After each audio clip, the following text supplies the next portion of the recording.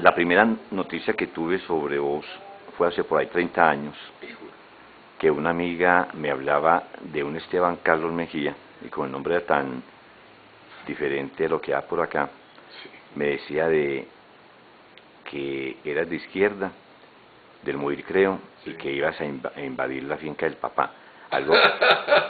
Algo que me pareció como muy extraño. Y siempre me acordé siempre me acordé de esa historia. Luego te conocí ya visualmente cuando especiales del arte. Hablanos de ese periplo de izquierda, pues si quieres. Bueno, sí. Hay que remontarse muchos años atrás. En el 71, todo ese, digamos, esos 5 años que van del 71 al 76, fueron unos años de explosión ideológica izquierdista en el mundo universitario y en los círculos obreros de Colombia. Yo me sentí atraído por la izquierda, creo que con una visión un poco al principio cristiana, y quisiera decir que muy romántica, entendiendo la izquierda como una opción de justicia social, una opción en contra de la inequidad. Me gustaba la izquierda, no tenía mucha claridad sobre qué tipo de izquierda. Mis compañeros en la universidad, compañeros del colegio, comenzaron a acercarse al MOIR, a pasarme los periódicos, MOIR, Tribuna Roja, con unos editoriales larguísimos, incomprensibles para mí. Y me fui entusiasmando y me atrajo el marxismo, el leninismo. Me convertí en lector, yo diría que apasionado de Marx, de Lenin, Marx, Engels, Lenin, no tanto de Stalin ni de Mao, que me resultaban aburridos, que no lo digan pues desde sus sarcófagos. Y entré a militar en el MOIR, en el Movimiento Obrero Independiente y Revolucionario, MOIR, en su órgano juvenil, organismo juvenil que llamaba la Juventud Patriótica, la JUPA. Ahí estuve mucho tiempo, realmente me quedé militando en el MOIR muchos años. Trabajaba en el periódico del MOIR, Tribuna Roja, en donde se publicaron unos reportajes que yo hice sobre situaciones que tenían que ver con la realidad nacional, en particular, no sé si recuerdas, años 78, 79, una terrible explosión en una mina en Amagá, en la mina de Industrial Ullera, El Silencio, que murieron decenas de mineros. Yo cubrí ese terrible acontecimiento y lo que sucedió después, la indignación de los familiares, la indignación del pueblo de Amagá por las condiciones de inseguridad que imperaban en la mina. Bueno, estuve en el MOIR, me llegué a ser amigo del fundador del MOIR, amigo entre comillas, en la medida en que un jefe político puede tener amigos, y conocí como ¿cómo decirlo?, el brillo y la oscuridad de la política y de la revolución. El brillo es la inteligencia de Pacho Mosquera, el fundador del MOIR, su agudeza política, su perspicacia para entender los acontecimientos, y su oscuridad, la oscuridad de un jefe político que nunca pudo tener el poder, que estuvo siempre al margen, a la sombra, muchas veces despreciado, otras veces la mayoría ignorado. Me tocó vivir eso. Ahora me considero un tipo de izquierda, no milito en ninguna organización, tengo simpatías por Jorge Robledo, por el senador Robledo, que es del MOIR, y por el POL, más simpatías por Robledo que por el POL, y más simpatías por mi propia visión crítica y autocrítica de la izquierda. Pero, no, está muy bien. ¿Y lo de la invasión de la finca del papá fue verdad o fue una historia? Eso era una fantasía literaria. En esa época realmente la izquierda en la parte agraria sí estaba muy orientada hacia la invasión de los grandes latifundios. Fue la época en que la consigna, la tierra para el que la trabaja, se hizo famosa en Colombia, la época de la Asociación Nacional de Usuarios Campesinos, la ANUC, que habiendo sido fundada por Gerard Restrepo, Carlos Gerard Restrepo, se convirtió en un poderoso instrumento revolucionario de los campesinos. pero no, esto debió ser una fantasía literaria mía, porque mi paso por el Moir fue más por el lado ideológico, literario. Tuve el honor, digamos, de haber participado en Tribuna Roja, en donde había un grupo de escritores importantes. ¿Quiénes habían ahí? Leonel Giraldo, Juan Leonel Giraldo, que durante muchos años fue editor de Planeta, pero que en la década de los 80, por ejemplo, llegó a publicar un libro de los más vendidos sobre la situación política en Centroamérica. Un lector apasionado de Rudyard Kipling, un excelente cronista y un excelente escritor con un carácter ideológico muy fuerte. Estaba el bachiller Iriarte, Gabriel Iriarte, mira cosa exótica, un hombre que conocía poco de política internacional, pero obligado por las circunstancias de Tribuna Roja se convirtió en un especialista. Durante años él fue el comentarista de la política internacional en este país. ¿Quién más estaba?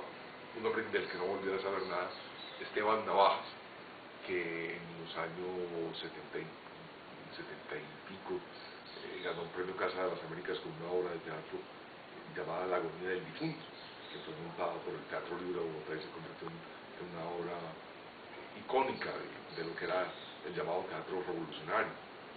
Estaba Pilar Lozano, escritora de libros de literatura infantil, que durante un tiempo fue corresponsal, no sé si aún lo sea, del periódico El País de España, corresponsal en Colombia. Era un grupo interesante de escritores. Bueno, estaba el finado recientemente fallecido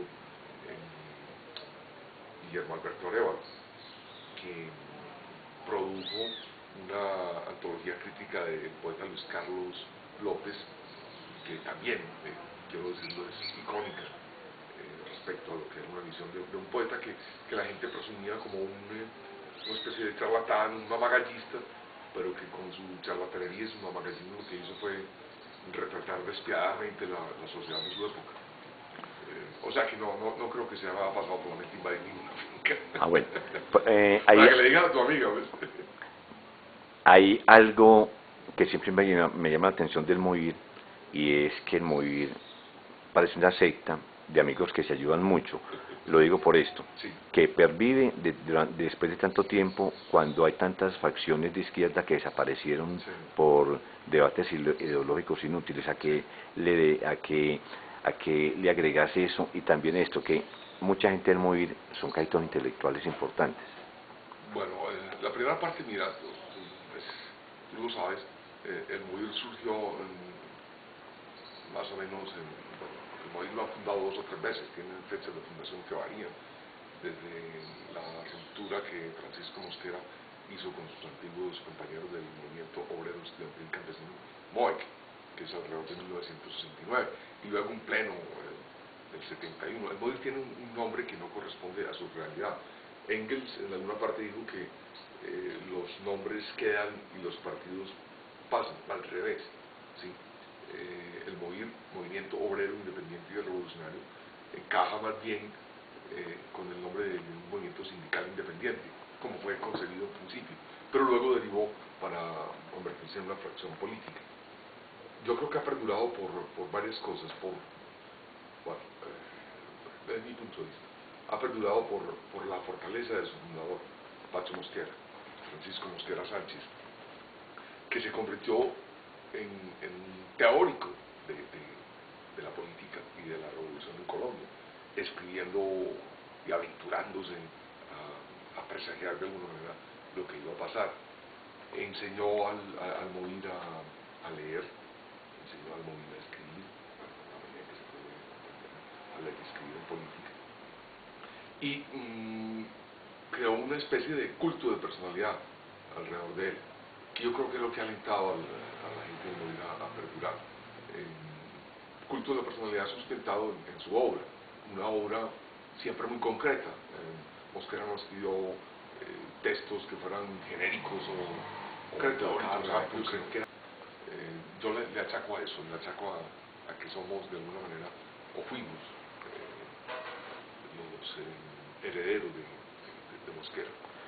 Él atrajo a los intelectuales precisamente por esa fascinación por la política, una fascinación contraria a la mayoría de los grupos políticos de ese entonces, que sentían una fascinación por las armas y por la lucha armada. El movimiento, como tú sabes, surgió precisamente como un oponente a la vía armada, porque pensaba más bien en la lucha de masas y en la constitución de un partido obrero. No sé si lo hayan logrado. Han pasado ya casi 40 años de su fundación, o un poco más. Sus ideas perviven. Creo que el ejemplo es Robledo, Jorge Enrique Robledo, cómo lo plantea. En lugar de preocuparse o enfatizar los daños, por ejemplo, de los gobiernos uribistas respecto a lo que fue la seguridad, él se ha concentrado en mostrar los daños que esos gobiernos hicieron a la soberanía económica del país, que es una visión más de obrero, dijérase, una visión más de alguien que esté inscrito en los círculos de la producción que un intelectual desclasado. No sé si sea muy agresivo, no lo quiero ser, pero creo que explicaría así la pervivencia de las ideas del movimiento, la fortaleza de su jefe, la pasión por el estudio, por la ideología y el culto de la personalidad que se creó a su alrededor, cosa pues que solo te digo aquí, Víctor, porque estoy seguro que nadie del movimiento soportaría que yo dijera que era un culto de la personalidad de Pacho Mosquera, pero era evidente. En cada acto del movimiento no faltaba el momento de máxima emotividad cuando alguien gritaba viva el queridísimo camarada Francisco Mosquera, o viva la mente luminosa del queridísimo camarada Francisco Mosquera. Si eso no es culto de la personalidad. Algo muy maoísta, ¿cierto? Totalmente maoísta. El movimiento tenía esa inspiración. A diferencia de Mao, el movimiento no tenía como o nunca tuvo una desbordada pasión ni una desbordada creencia en el uso de las armas. El movimiento cree más, creo yo, en la lucha de masas, en organizar a los obreros, en organizar al pueblo. Una cosa que en este país ha dado menos resultados que incursionar en la vía armada. En ese tiempo de tanta algidez política, recuerdo que alguna vez leyendo a Borges, Sí. me decía un profesor de la Universidad de Antioquia, que era un escritor reaccionario y no sabía leer. Sí. ¿Qué leías en ese momento vos? Leía al escondido, precisamente. Leía a Julio Cortázar. Yo me he sentido todavía cortasariano. Me gustaría que me vieran como un cronopio, obviamente. Leía además los libros más surrealistas de Cortázar. La Vuelta al Mundo en 80 Día, en no, mundo. La Vuelta al Día en sí. 80 mundos, o Último Round, bueno, en sus libros de cuentos y en particular en Rayuela, que era para mí durante mucho tiempo como una especie como de Biblia. Leía mucho a Cortázar y los escritores que él recomendaba. También leía a Borges. Borges me inspiraba más curiosidad que respeto. Con el paso del tiempo, bueno, a mí nunca me afectó el criterio que había sobre Borges o Cortázar. Cortázar en determinado momento fue casi toda su vida un partidario de la Revolución Cubana. Incluso pues supo alinearse con los hermanos Castro cuando el caso Padilla, que fue decisivo para los intelectuales de la época. Borges, yo creo que a Borges lo han macartizado, si se puede usar ese término, con el apelativo de fascista y derechista. Borges era un lector, un intelectual, un hombre completamente aislado, despreocupado por la política, que le tocó sobrevivir una época que la historia aún no se ha pronunciado, el peronismo. No ha habido un juicio definitivo sobre lo que fue ese periodo. Cuando leía a Cortázar, leía a John Steinbeck, leía a Ernest Hemingway, me encarté después de Cortázar por toda esa generación perdida, Steinbeck, Hemingway, ¿cómo se llama el chico de Gatsby? Ya me ven los dos. Scott Fitzgerald. Scott Fitzgerald, de ahí salté a William Faulkner, William Saroyan, Manhattan Transfer y John Dos Passos, con todo esto. Me encantaron esos escritores. Pero al mismo tiempo leía, bueno, yo he sido toda la vida un lector muy desordenado. Yo a esa lectura desordenada la llamo bibliomancia, que es el arte de adivinar el presente y el futuro mediante la lectura aleatoria de los libros. Leía a León Tolstoy, leía a Gogol, bueno, no sé, pero los que me marcaron en esa época en contravía de lo que se podía leer fueron Cortázar y Borges, que de alguna manera eran dos escritores no bien vistos por la izquierda, por el contrario, muy castigados por lo que tú dijiste, es un reaccionario, no hay que leerlos. En ese tiempo, ¿en qué parte de Medellín vivías? Yo vivía en el barrio San Joaquín, en la carrera 67, entre calles 42 y 43, una callecita, una sola cuadra, porque en la parte sur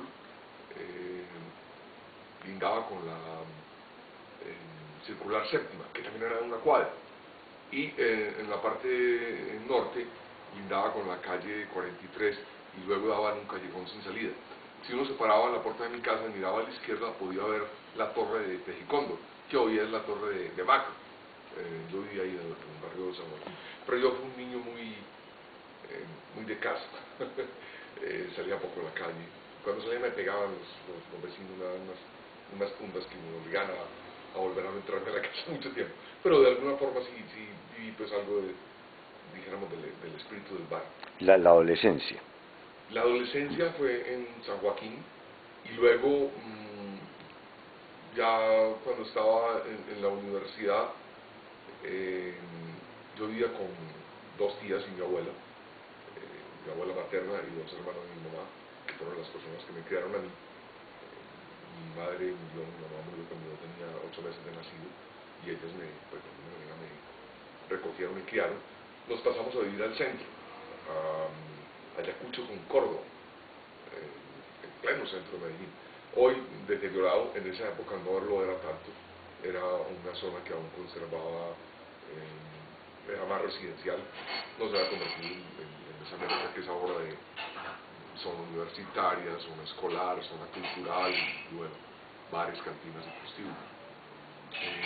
Ahí transcurrió mi infancia, adolescencia y mi primera juventud. ¿Cuál fue el primer texto tuyo publicado? Yo tengo noticia de un cuento que te ganaste en Colcultura como en el 79, me parece. No. Mira, no.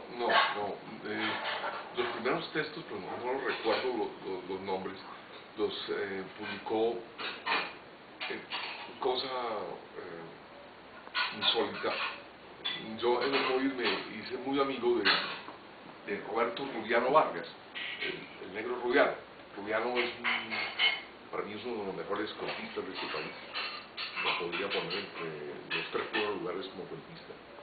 Él era también fotógrafo, es un excelente fotógrafo, y era corresponsal o fotógrafo de Tribuna Roja. Él hacía, bueno, tenía más importancia porque había publicado algo, había ganado en el 75 el premio de la Fundación Lola y Simón Guberek con un libro de cuentos que se llama Gentecita del Montón, que ha sido reeditado en estos días y que es un libro para mí ya clásico del cuento de la segunda mitad del siglo XX en Colombia. Yo era amigo de él, como te digo, y él a su vez era un hombre de mucha actividad, participaba en una revista bogotana que se llamaba Teorema, en su consejo editorial, y era amigo de Ramón Illán Vaca, que entonces funcionaba como director del suplemento del Diario del Caribe en Barranquilla. Entonces mira, ahí se publicaron mis primeros cuentos. Digo mira porque lo que es la vida, pasaron los años, yo tuve un momento en mi vida en que decidí no volver a escribir. Tuve no una crisis existencial, sino simplemente me dije a mí mismo, yo necesito vivir más para escribir. Sentía que lo que escribía no se basaba en la realidad, y en esa época pues tenía creencia más que ahora en el realismo, y paré de escribir. Pasan los años y cuando decido volver a escribir, ya no cuentos, sino novela, escribí una larga novela que se llama Mentirás al prójimo como a ti mismo, y después de muchas peripecias editoriales que no vale la pena contar, pero que son realmente peripecias, la novela terminó inscrita, no por mí, sino por mi mujer, la envió al premio de novela de la Universidad de Antioquia, el primer premio de novela de la Universidad de Antioquia en el año 2000. Uno de los jurados era Ramón Illán Baca, que no sabía que mi novela era mía porque iba con seudónimo. Después de eso fue muy sorprendente. Yo no conocía personalmente a Illán Baca, lo vine a conocer en una fiesta del libro en Medellín, a 2 o 3 años, ya es un hombre de edad, pero es un cronista, un cuentista y un novelista con ese desparpajo costeño, es un narrador delicioso, mal difundido, cosa que le importa un pepino, pues porque él hace de eso, lo convierte en historias hilarantes, pero es un hombre con yo diría que es como la visión urbana del realismo mágico de García Márquez, se puede decir. ¿Sabe? Entonces ahí aparecieron mis primeros libros en el suplemento del Diario del Caribe, el suplemento dominical del Diario del Caribe en Barranquilla.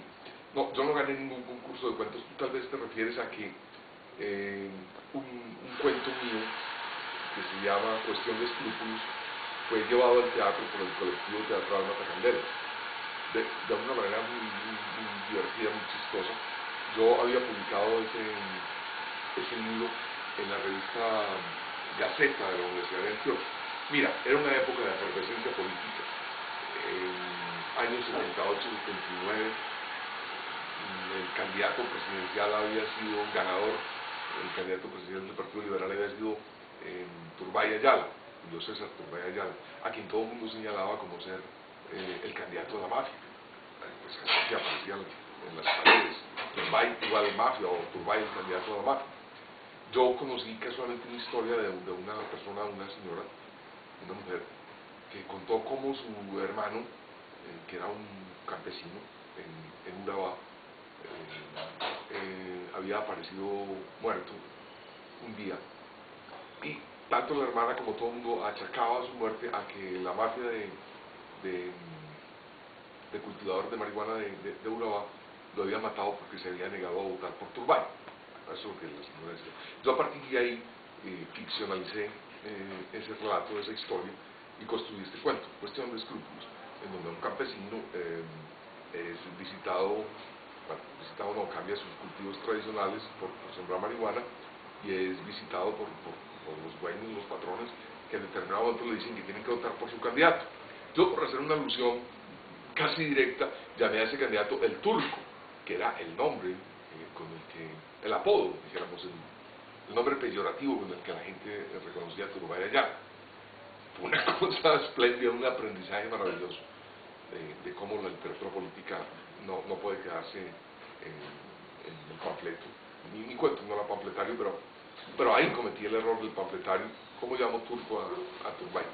No contaba con que, por ejemplo, los tipógrafos de la Universidad de Antioquia pues eran liberales, y vieron eso de turco y digo, oh, jodas, le cambiaron el nombre turco por zurdo, con lo que me devolvieron pues la piedra en los dientes, porque el turco mataba al protagonista por no haber votado por él. Ahí lo que quedó fue el zurdo, cosa que de alguna manera después en la vida real pasó muchísimo, pues, con el uso y abuso de las armas por las FARC y los paramilitares. Bueno, el cuento salió, fue para mí muy amargo cuando vi el zurdo, la vergüenza que le dio al editor de la revista, que era el poeta Gustavo Adolfo Garcés, extraordinariamente apegado conmigo, explicando lo que había pasado. Yo sentí, pues, aquí no es un asunto de vergüenza del editor, sino que es culpa mía. Bueno, el cuento salió, pasaron los años, muchos años, y un día yo estaba en Bogotá, no me acuerdo qué, sí, trabajando, paseando, y me llamó un amigo y me dijo, mira, tengo en mis manos un afiche, un cartel que dice, ¿qué cuento es vuestro cuento? Con textos de Sófocles, Aristófanes, William Shakespeare, Molière, Salamea Borda, Esteban Carlos Mejía y Gabriel García Márquez. Yo mismo me acordé de los carteles de toreros de la época que uno mandaba a imprimir y ponía Palomo Linares y Manuel Benítez del Cordobés, y en el centro ponía el nombre de uno. Y yo le dije, ¿dónde lo mandaste a hacer? Me dice, no, huevón, es de verdad, y no puede ser. Bueno, resulta que el colectivo teatral Matacandelas en uno de sus primeros montajes tomó textos de distintos escritores y armó una obra llamada ¿Qué cuento es nuestro cuento? Me acuerdo que pasó el tiempo, la obra se siguió montando. En el 85, con una novia que yo tenía, me dijo, vamos a ver esta obra. Yo fui muy asustado, confieso, Víctor, no tenía mucho miedo. Fui, mi cuento empieza con unos perros al amanecer, una noche, bueno, los ladridos de unos perros. Estábamos en el teatro cuando empezaron a ladrar unos perros, hicieron un montaje superior, cogieron el cuento y lo dramatizaron y lo hicieron muy bien. Mi novia me dijo, vamos a saludar al grupo de teatro. Yo dije, no soy capaz, y no fui. Pasaron los años, y un día apareció en el periódico Cristóbal Peláez, el director del colectivo teatral Matacandelas, contando cómo había hecho la obra y diciendo que Esteban Carlos Mejía, un poeta anónimo. Yo dije, no, yo poeta no soy. Bueno, y casualmente estaba trabajando ya en un programa de televisión que se llamaba Especial del Arte en Teleantioquia. Yo era el presentador, y después fui también presentador y director. Entonces, claro, él me reconoció, me conoció por televisión, y yo dije, como Especial del Arte, una de sus facetas más importantes era buscar, presentar y entrevistar a los escritores.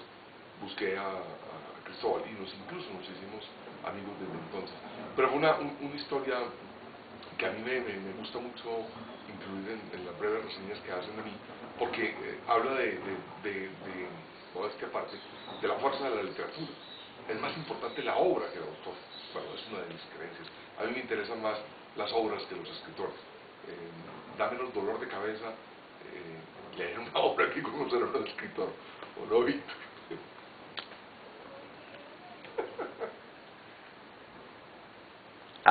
Ahorita dijiste que dejaste de escribir un tiempo porque querías como tener un poquito más de vida, lo cual lo lleva a uno a pensar que el escritor tiene que ser un verdadero cronista, pues, del momento, no solamente lo que vive, sino lo personal y cómo lo atraviesa toda esa vivencia, ¿cierto? Sí. ¿De qué manera lograste ese cometido? Te vas a reír. Si no hubiera aparecido el computador personal, yo no sería escritor. A mí me gusta más reescribir que escribir. Me gusta más sobre un texto que he escrito corregir, corregir, corregir. Porque yo siento que el texto que surge de mí surge de una manera, hay veces entre caótica y como torrencial. Y yo lo que hago al corregir, al reescribir, es ir como descascarando, limpiando, puliendo. Yo escribí la máquina y tener la manera de corregir resultaba absolutamente artesanal, aburrido. Terminaba abandonando las cosas. En el año 91-92 me conseguí un computador personal y descubrí que lo podía borrar, cortar y pegar. Y desde eso volví a ser escritor, porque puedo escribir y reescribir, que es lo que me gusta, y corregir, que es lo que más me gusta. Y creo que eso me llevó a que volviera a escribir. ¿Y por qué? Bueno, eso en la parte, dijéramos, formal. En la parte de contenido de la escritura pasó algo, Víctor, también te lo cuento a ti solo, que pues alguien dirá que estoy un poco desquiciado mental, pero yo empecé a sentir que a mí los textos me llegaban como una voz, y me surgían, porque eso le pasa a todo escritor, pero yo no había sido consciente, que de repente, ante la pantalla del computador o simplemente caminando, ¡pah!, me llegaba un texto.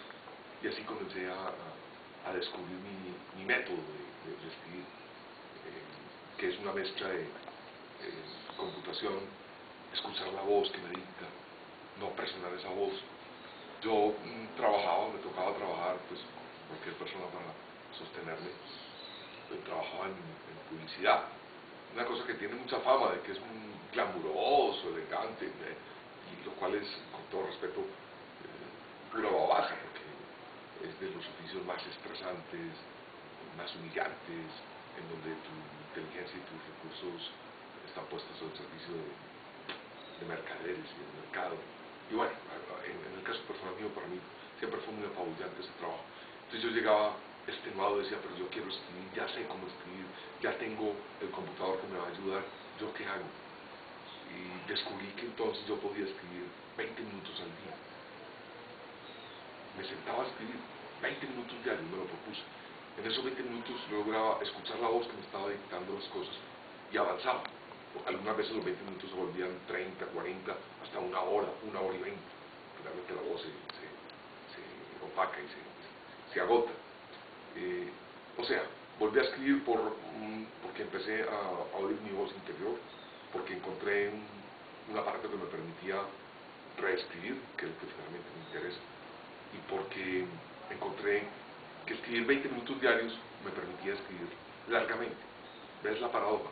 Si hubiera decidido escribir, bueno, tengo que escribir 8 horas diarias, 10 horas diarias, como Tolstoy, estoy seguro que no habría podido escribir algo largo, habría terminado escribiendo cosas cortas.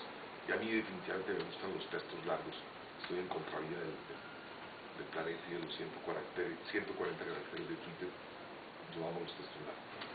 ¿Cómo llegaste a ser director de especiales del arte que tuvo algo muy interesante y es mirar a la ciudad, mirar a los escritores, mirar que hay una parte artística lejos de los programas de televisión que solamente entrevistan a los llamados, entre comillas, padres de la patria o a los políticos y no la presencia vital de una mentalidad antioqueña que son los artistas? Por azar, mira, en Teleantioquia había una programadora de televisión que se llamaba Iris Producciones, de Juan Guillermo Garcés. Juan Guillermo había sido compañero en el MOIR, pues fue durante muchos años concejal de La Dorada, en Caldas, el feudo de Víctor Renán Barco, y él fue el único concejal de oposición durante años. Un hombre que luego de la política giró hacia la televisión, la documentación audiovisual. Hizo un documental estremecedor sobre la tragedia de Armero, estremecedor, con el que ganó un premio internacional, unos premios internacionales. Él tenía la productora y se le ocurrió hacer un programa cultural. Empezaron a hacer un casting de presentador y una chica que se llama Andrea Londoño, que entonces era la presentadora estrella de Teleantioquia, me sugirió que hiciera el casting. Yo fui, yo hice el casting. Y me dijeron, ustedes, el programa lo dirigía Juan Diego Mejía, el escritor. También del MOVIR, ¿cierto? Claro. Oye, vení, los del MOVIR, ¿por qué se ayudan tanto? Por la hermandad obrera, hombre, la hermandad proletaria. Porque, no, crecimos en esa idea de la organización. El MOVIR tuvo una época medio semiclandestina, pues sus orígenes eran semiclandestinos. Se conservó como esa manía de la semiclandestinidad durante años. Por ejemplo, el jefe del MOVIR en Antioquia, Felipe Mora. Bueno, Felipe Mora es un nombre que este compañero usó, es Carlos Arturo Londoño. Solo cuando se murió se supo que era Carlos Arturo Londoño, todo el mundo decía Felipe, Felipe. Bueno, pero yo creo que es por la hermandad proletaria. Entonces Juan Diego era el director.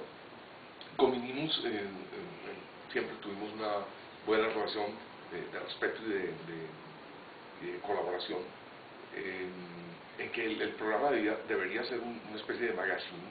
Al principio empezamos a visitar las galerías de arte. Es una época en que las galerías de arte abundaban en Medellín porque había un mercado, pues por eso no vamos a meternos en porque había un mercado y ahora no hay, o es menor.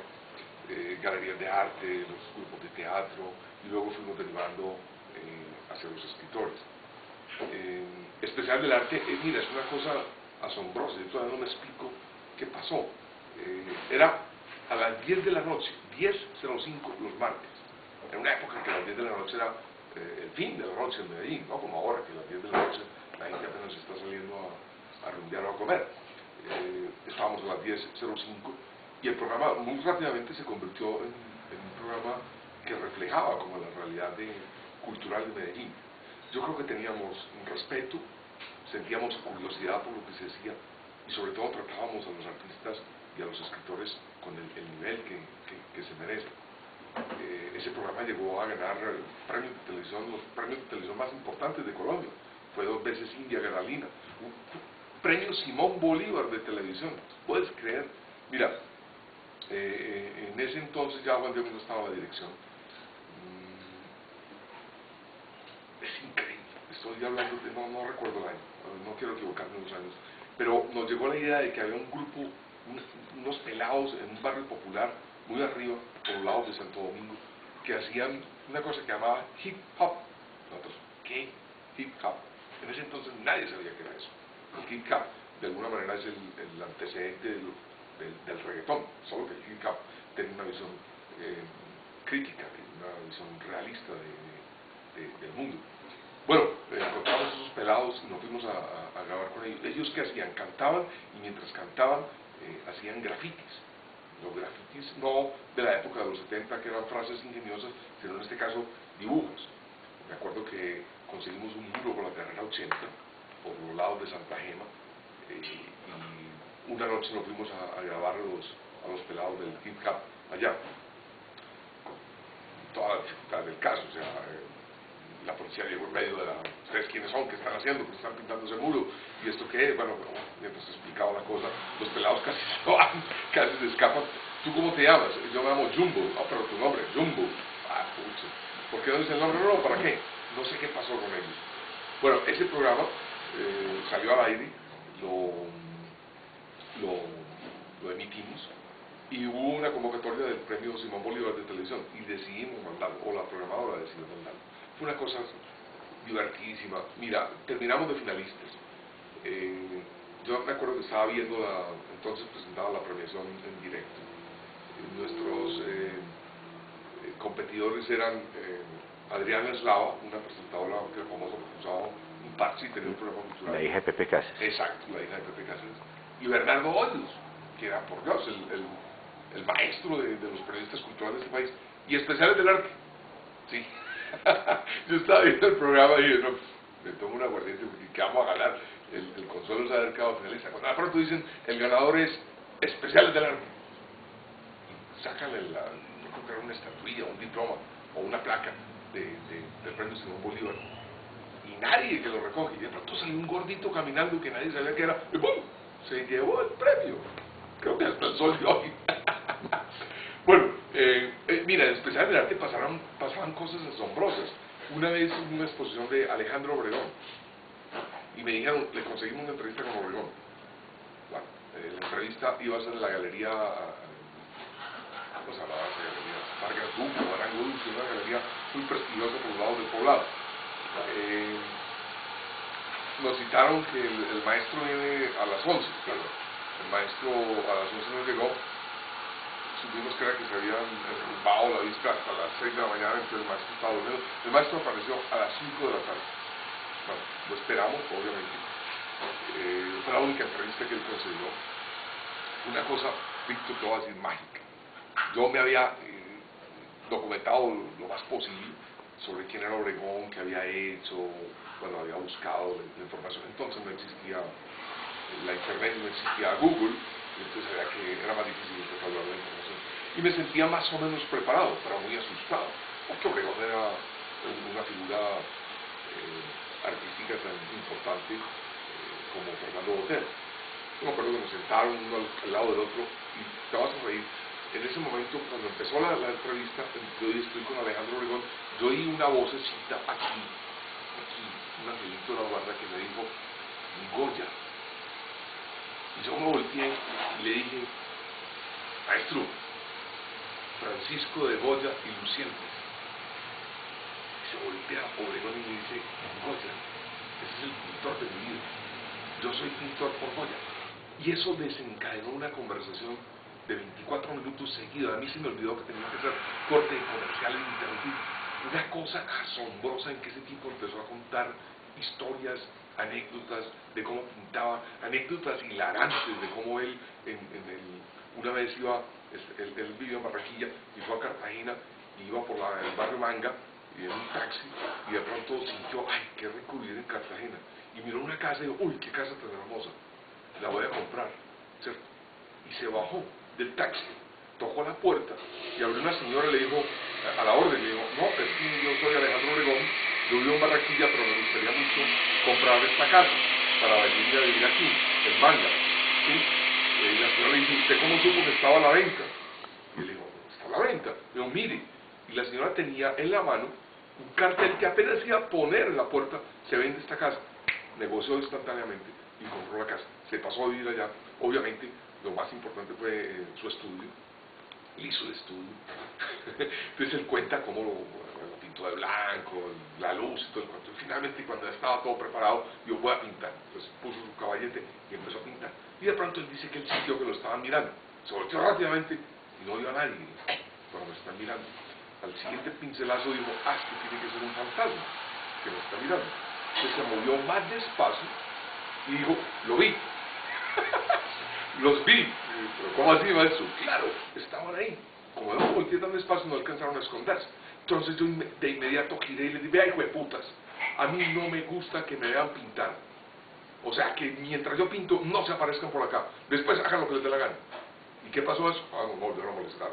Ellos aparecían por la noche cuando ya a mí me importaba y conversaba con ellos. O sea, fue una cosa... Tu primera novela, la del premio, sí, señor. habla sobre Medellín y hay una frase que recuerdo que es muy de un niño contemplado, que dice así, no, ahí está nada, Versalles nada, Medellín nada. Más o menos es así, sí. Estás con la heroína, ¿a qué se debe eso? Mira, como dije ahora, yo volví a escribir porque se fue una conjunción de tener una pluma que me permitía escribir, o sea, un computador que me permitía reescribir, de tener conciencia y felicidad de escuchar las voces y transcribirlas, y de tener un método, 20 minutos al día. Yo comencé a escribir esa novela porque me llegó la primera frase, el párrafo inicial. Creé dos personajes, C. Vargas y Junior, un intelectual, un profesor universitario con una profunda pasión por la lectura, por la escritura, y un niño rico. Eso probablemente, esa frase que tú dices es de las conversaciones entre ellos. Yo siento que en esa novela nada es mío. Esa es una novela que gira alrededor de los heterónimos. Obviamente con la máxima inspiración del padre de los heterónimos, o el dios de los heterónimos, o el profeta de los heterónimos, don Fernando Pessoa. Pues, Espacio, te digo una cosa. Dime. Siempre me ha llamado la atención lo de Pessoa con los heterónimos, pero resulta que nosotros tenemos aquí otro más valioso, que el hombre Grave. Recuerda Okay. que entonces, no, es solamente una digresión que hago, ¿sabes por qué? Porque es que siempre uno ve a Alberto Caeiro, sí, claro. sí, Álvaro de Campos, sí. Y yo pienso, pero ¿por qué no miramos también a de Grave? Sí, yo creo tener una explicación de eso, pero bueno, entonces es muy probable que esa frase haya surgido de esos heterónimos. Yo puse la ubicación espaciotemporal de la novela es Medellín en los años 70 y pico, queriéndome referir a toda esa década del 70, porque yo me propuse de alguna manera recrear la vida de Medellín, recrear mi tránsito por esta ciudad y mi tránsito por esa época, pero no hacerlo de una manera meramente autobiográfica. Bueno, tú sabes que no hay nada en la obra de un autor que no tenga un cierto tinte autobiográfico. No voy ni a contradecir ni a probar eso. Mentirás al prójimo como a ti mismo tiene cosas autobiográficas, pero yo le concedo más valor a la invención que hay detrás de la novela. El título, porque tiene cierto tinte religioso. Es el primer mandamiento cristiano, amar al prójimo como a ti mismo. Pero Medellín nos hemos metido mentiras 30 años seguidos. Entonces yo dije, en esta comarca, el principal mandamiento no es amar al prójimo, sino mentirle al prójimo. Y bueno, y después de eso, pues mentirse a sí mismo. ¿Cuánto tiempo demoraste escribir la novela?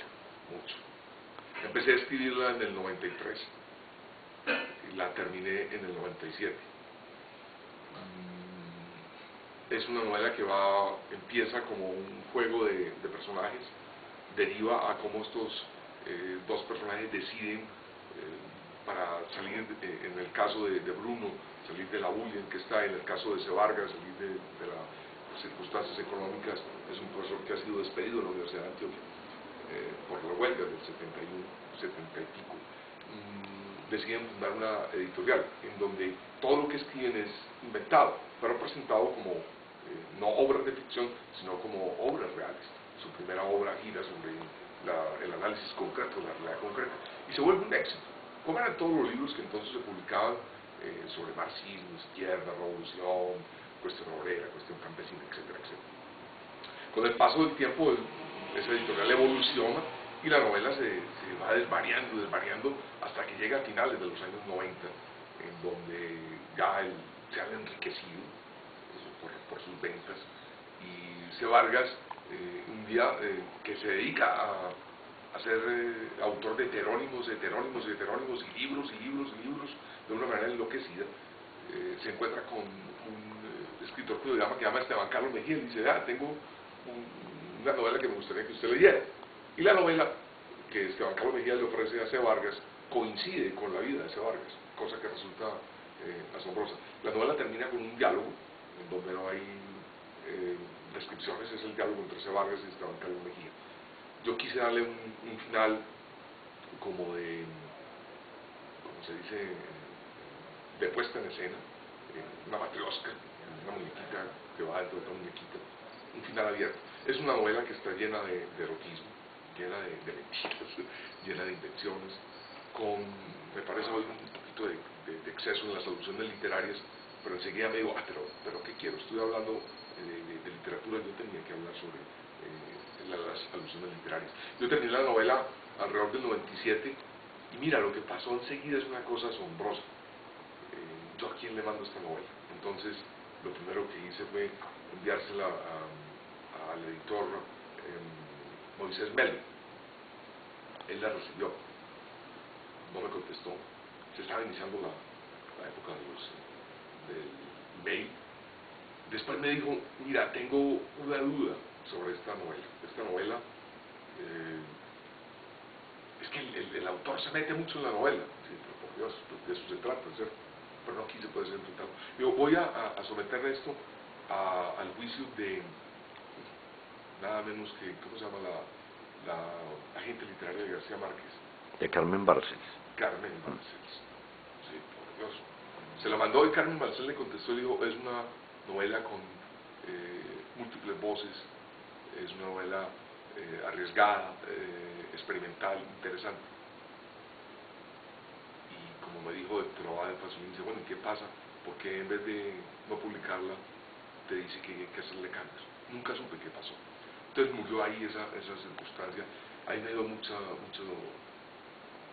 pues, desazón, ¿cierto? ¿No? Quiero decirte, Víctor, y tú lo sabes muy bien, no hay escritor que no escriba para ser leído. El que diga lo contrario es tan mentiroso. ¿Cómo es? El que niega la paja, niega la madre, con todo respeto. ¿Sí? No hay escritor que no quiera ser leído y que quiera ser publicado. Ahí me produjo angustia, empecé a buscar, y de pronto me acordé de Leonel Giraldo, mi jefe de redacción en Tribuna Roja. Leonel Giraldo tenía una vida doble asombrosa. En el día era el jefe de redacción de la revista Diners, la revista además pipiripao de Colombia, y en la noche era el jefe de redacción de Tribuna Roja, órgano del movimiento obrero independiente revolucionario movimiento. No sé cómo hacía para conjugar su doble vida, pero bueno, lo hacía. Me acordé, y él entonces trabajaba en Planeta. Le mandé la novela. Pues me contesta y me dice: no te la puedo publicar porque Moisés Melo la va a publicar. Yo dije: ¿qué es esto? Me acuerdo que un día Leonel vino a Medellín y me dijo: traje la novela, te la quiero devolver, el original. Y nos fuimos a almorzar Leonel, Juan José Hoyos y yo, donde el Gordo Aníbal. Creo que es ese sitio de tangos. Pero a la hora del almuerzo solo hay churrasco. Y ahí Leonel me devolvió la novela. Leonel estaba aprovechando que tenía unos negocios editoriales con Juan José. Bueno, me acuerdo muy bien de lo que yo sentí cuando me devolvió la novela, en una bolsa de plástico. Yo salí y estaba en un carro y abrí la puerta del carro y tiré la novela con rabia. Y en ese momento Juan José me dijo: no le haga caso, publíquela. Todos estos editores son unos hueputas. Yo, Juan José, pero ¿cómo me dices eso? Sí, sí. Yo, bueno, para mí Juan José siempre ha sido un referente literario, como columnista, como novelista y como profesor universitario. Yo volví a la casa ya, con desaliento.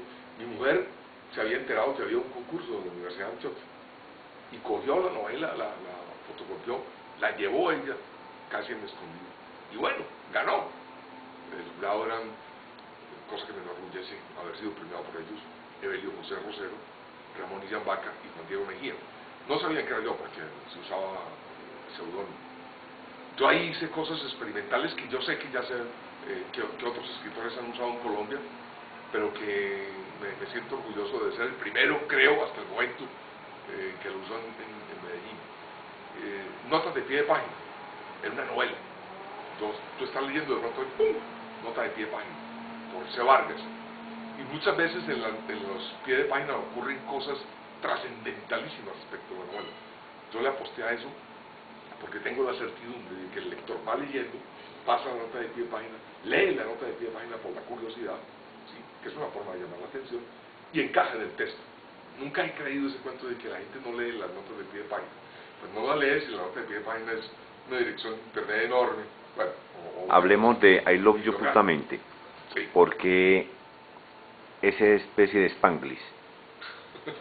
Mira, pasó algo especial. Mi novela, Mentiras al Prójimo, salió, ganó el premio, fue editada por la Universidad de Antioquia, una edición pulcrísima, preciosa. La Universidad de Antioquia, la editorial de la Universidad de Antioquia era dirigida entonces por Luis Fernando Macías y tenía como editora de mi novela a Doris Aguirre, una de las editoriales más respetuosas y más inteligentes que he conocido. La novela salió y yo, muy ilusionado, dije, bueno, ya soy un escritor que todo el mundo va a publicar. Yo he tenido, hago un paréntesis, una relación muy ambigua que describo entre dolorosa, amarga y cínica, sarcástica con mis editores. No he podido encontrar un editor que me diga, hey, te compro todo lo que escribas, que es, pues, yo creo que el deseo de todo escritor, ¿sí?, un patrón que le pague para que escriba. Pero bueno, no pasó nada. O sea, nadie me dijo, ¿qué tienes para escribir? Entonces yo, ¿qué voy a hacer?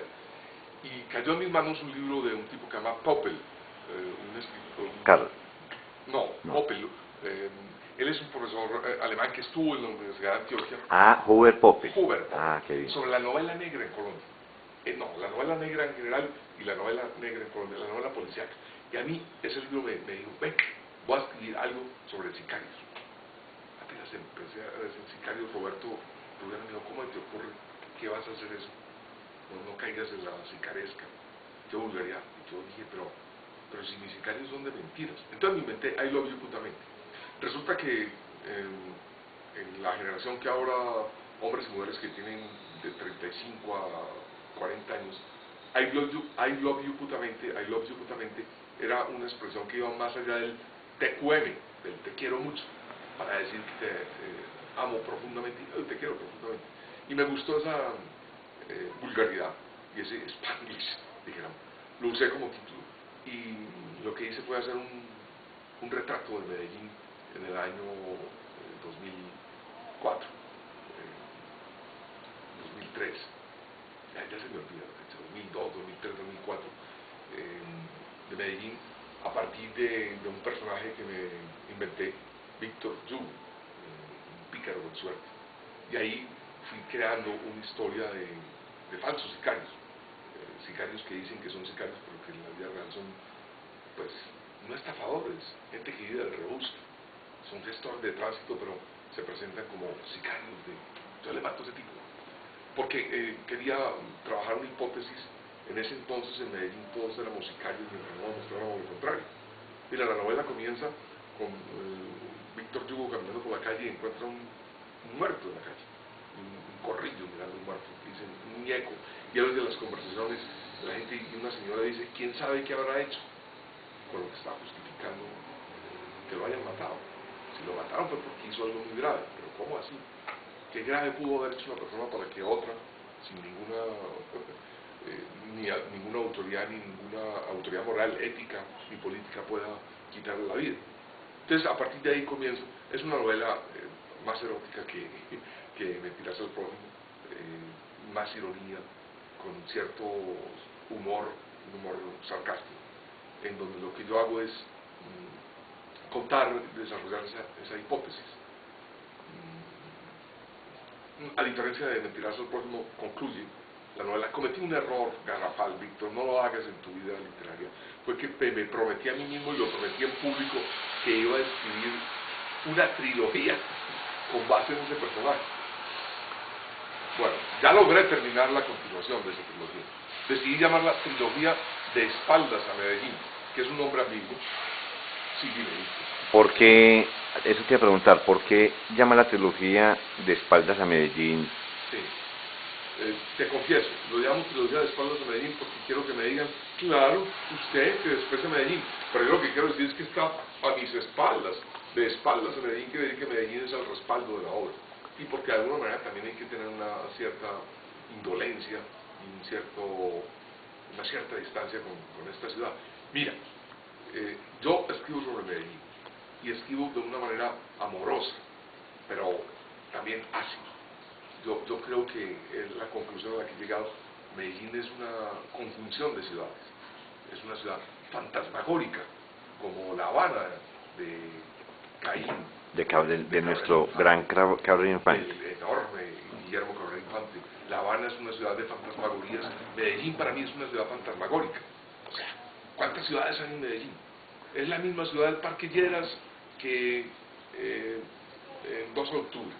Es la misma ciudad del centro de Medellín que Laureles. No, son ciudades. Entonces yo decidí, me metí en ese berenjenal de escribir una trilogía de espaldas en Medellín. Ya concluí la segunda novela. Se llama Esos besos que te doy. Es con Víctor Hugo y los mismos personajes. La hipótesis ya es distinta. No es todos éramos sicarios mientras no demostramos lo contrario. No, ahora es todos estamos al rebusque mientras no demostramos lo contrario. Ya la terminé, por fin. Me dio mucha brega terminarla, porque a mí me da brega terminar las novelas en cuanto a reescribir. Pero finalmente encontré, como me pasó con Mentiras al prójimo, un método. Esta vez, en vez de escribir 20 minutos al final de la jornada, dije, voy a levantarme. Si lo que yo amo es escribir, ¿por qué lo tengo que hacer de último? Entonces empecé a escribir muy temprano en la mañana, 6 de la mañana, 5:30, 5, hasta 4:30. No he sido capaz de empezar a escribir antes de las 4:30. Mira, Víctor, eso es absolutamente mágico. Tu cerebro está fresco, descansado, prendes el computador y lo engañas. El cerebro llega a pensar que esa pantalla es el mismo. Cuando al día siguiente yo miro lo que escribí, pero ¿cómo? ¿Esto de dónde me salió? Esto sí no fue una voz que me dictó, sino que ¿esto qué es? Bueno, y logré terminar la novela. Ahora estoy en un receso muy breve, porque yo ya tengo la estructura de la tercera novela. No tiene un título, tiene un título provisional, Poco Hombre, que es un título que tengo que evaluar. Es un dicho muy costeño, no es paisa, Poco Hombre. Pero tiene una característica esta novela, Víctor, y te lo anticipo, porque quiero anticiparlo. Mira, si tú amas a Medellín y miras a Medellín y te preguntas qué le falta a Medellín para ser un paraíso, me puse a pensar y dije, el mar, le falta tener un mar. Entonces yo dije, ¿qué carajo Medellín va a tener un mar? Y va a tener una costanera, que es toda la 80, ¿sí? Y ahí vamos a recorrer la 80, esa costanera, y vamos a tener Cayos, la floresta. Pero recordad que yo vivo por el estadio, entonces ¿qué llama? Pero el estadio se salva. Pero bueno, los que están ahí lo veo bien. Los que están al occidente del 80 se sumergen. No los sumerjo del todo. Yo voy a la floresta, en donde hay pequeños restaurantes. Bueno, toda la carretera de Roledo va primero subiendo, trepando por los acantilados, y convierto a Medellín en una ciudad con mar. En vez de Valle de Aburrá, Golfo de Aburrá, ¿sí? Y hago una cosa que creo que va a ser muy experimental. Yo le voy a meter mar a Medellín y voy a moverme entre 1973 y ahora. ¿Por qué 1973? Porque es el año de nacimiento del personaje Víctor Hugo, y porque fue un año en Medellín que yo recuerdo con mucha vivacidad, un año en que de alguna manera se produce la mayor eclosión de lo que fuese esa década tan revolucionaria. Entonces le pongo el mar, está el Golfo de Aburrá, está la costanera en el 80, voy contando los distintos callos, hablo de la Cuarta Brigada de Infantería, hablo del astillero, me invento un mar ahí. Me da mucha pena con los barrios que se sumergieron, pero no voy a tratar de salvarlos. O sea, yo voy a poder ir en bote a la Comuna 13. No voy a ir ahora en metro ni en escaleras eléctricas, pero voy a ir en bote. Pero quiero, o sea, Medellín sería con mar, te aseguro que sería una ciudad absolutamente el paraíso terrenal. Sería La Habana, pero una Habana aún más fantasmagórica que la de Caín Infante. Sería mejor una Habana para un infame difunto o un infante difunto. Sí, sí, probablemente. Bueno, ahorita acabaste de hablar de algo. Eso es lo que yo siento a partir de la teoría de la punta del iceberg de Mr. Hemingway. Lo que leemos es apenas la punta de un majestuoso iceberg que navega en las aguas de nuestra imaginación, de nuestra memoria, de nuestra capacidad creativa. Yo creo que la literatura finalmente es un saber no sabido, es algo que cuando yo leo me reconozco en él. ¿A ti te ha pasado? Cuando uno le dice, pero esto ya lo sabía, pero ¿cómo? Lo sabía, pero no lo sabía, solo cuando lo estoy leyendo lo reconozco. Entonces, es lo que hago en la punta del iceberg. Finalmente, tanto en Mesita de Noche como en la punta del iceberg, como antes en especial del arte, yo me acerco a los textos y a los autores con mucho respeto, con mucha simpatía, con mucha curiosidad, y tratando de impregnar la pasión y el placer que me produce a mí la literatura a los oyentes o a los asistentes a Mesita de Noche. Buen hombre, Esteban Carlos. Víctor. La conversación estuvo muy grata. Muchas gracias por recibirnos, por tu literatura y por la presencia en Medellín. Este no es Especiales del Arte, pero hoy te he fusilado. Hombre, Víctor, muchísimas gracias. Bueno, esperamos que las dos novelas que tengo inéditas salgan pronto para que podamos tener el gusto de compartir algo más sobre ellas. Bueno.